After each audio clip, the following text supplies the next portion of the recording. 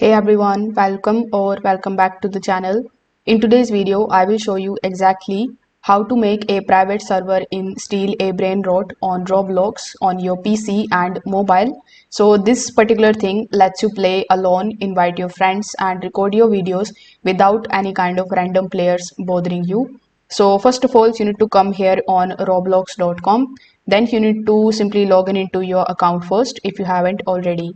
Over here, just simply use the search bar and search for Steal a Brainrot game.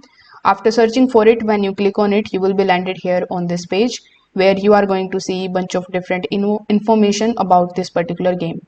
Now, by default, you will be on the About tab, but here you will notice that we have the option of servers as well. So when you click on the option of server, you are going to see the option of create private server. Now, in order to create private server, you need to pay 79 Robux fees. So if you don't have Roblox, you will have to simply just purchase them by using the method over here on the top. So once you have the 79 Robux available in your account, you will have to click on the option of create private server and provide your server related details. After that, you can select whether you want to make it public, private or to friends only, and this way you will be able to create your own private server in this game on Roblox. If this video helped you out, make sure that you like this video and subscribe to the channel. Thanks for watching.